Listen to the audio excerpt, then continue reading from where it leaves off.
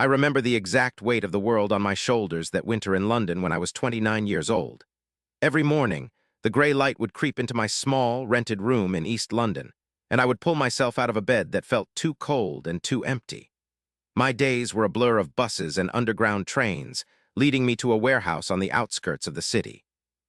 I was a picker, my job involving long hours on my feet, scanning barcodes and stacking boxes, a relentless rhythm that wore down not just my body but my spirit too. My dreams, once so vivid of perhaps saving enough to start a small photography business, felt like faded photographs themselves, tucked away in an old album I rarely opened. They were beautiful but unreachable. The quiet struggle was the hardest part. The constant hum of worry about money, the way I'd check my bank balance multiple times a day, even though it never seemed to change for the better. London, a city of millions, could feel incredibly isolating when you were barely scraping by. My main challenge was financial hardship. My contract hours had been cut drastically a few months prior, leaving me with a fraction of my previous income.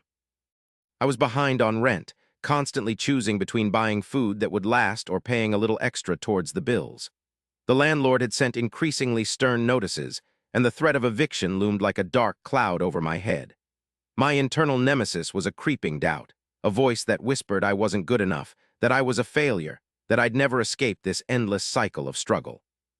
It told me I was invisible, just another nameless face in the bustling city, and that no one would notice if I just disappeared. I tried everything I could think of to improve my situation. I spent my precious evenings, exhausted after 10 hours on the warehouse floor, hunched over a flickering laptop screen, applying for every job imaginable. Office assistant, delivery driver, barman, cleaner, I didn't care what it was, as long as it offered more hours. Each rejection email, when they even bothered to send one, felt like a physical blow. I tried selling a few old possessions online, a camera lens I cherished, a guitar that hadn't been played in years, but they fetched so little it barely made a difference. I cut every single cost. My diet became instant noodles and cheap bread. I walked everywhere instead of taking public transport, even when my feet ached and the rain soaked through my thin coat. I even started sketching again, hoping to sell some quick portraits in a park, but my hands felt clumsy and my confidence was shot. The setbacks kept piling up. Just when I thought I'd saved enough for a week's worth of food, an unexpected medical bill arrived for an old prescription. A loose thread on my only pair of decent shoes became a gaping hole, and I couldn't afford a new pair, making my walk to the warehouse even more miserable on cold, wet mornings.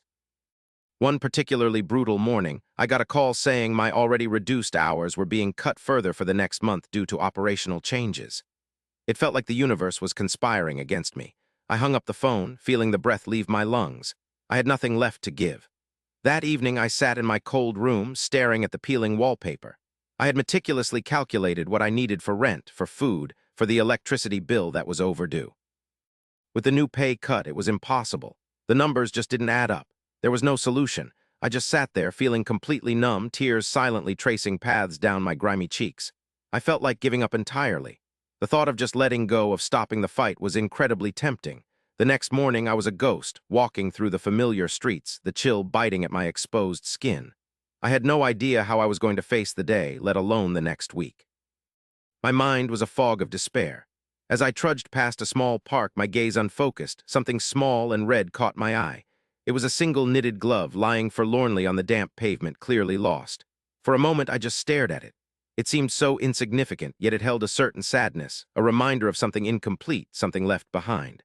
My first thought was to just walk past, to remain lost in my own overwhelming misery.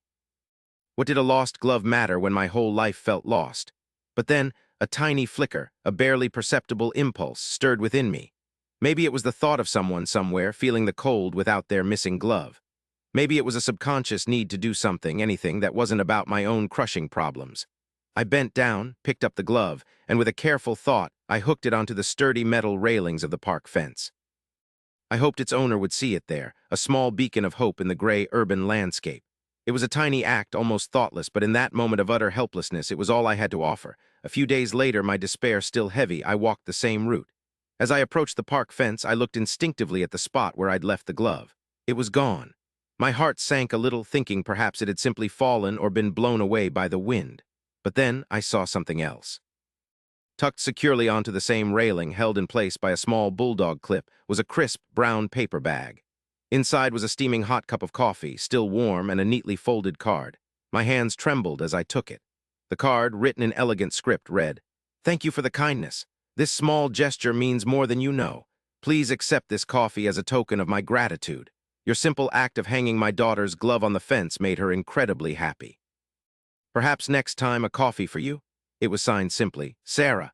I stood there, the warmth of the coffee seeping into my cold hands, a warmth that slowly, incredibly, began to spread through my chest. Someone had noticed. Someone had cared. My simple act, done without thought of reward, had meant something to someone else. It was the first glimmer of hope I had felt in months. The next morning, I found myself instinctively looking at the fence again. And there she was, Sarah, a kind-faced woman with warm eyes, placing another small bag on the railing. "David?" she asked softly, seeing me approach. I nodded, a shy smile finally reaching my lips. "Thank you for the coffee," I managed to say. "It was nothing," she smiled back. "It was everything," she corrected gently. We talked for a few minutes, just simple words about the weather and our morning routines.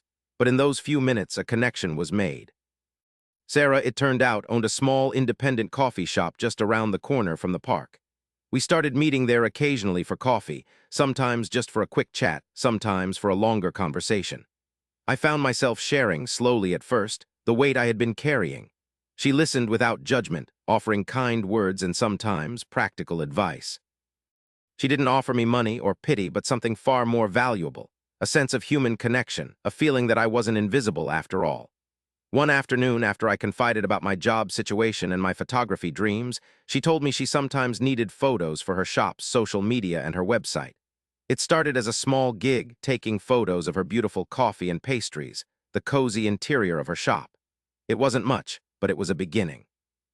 The small income, combined with new resolve, allowed me to finally catch up on my rent. Inspired by her faith in me, I started applying for photography jobs again, this time with a portfolio of Sarah's coffee shop.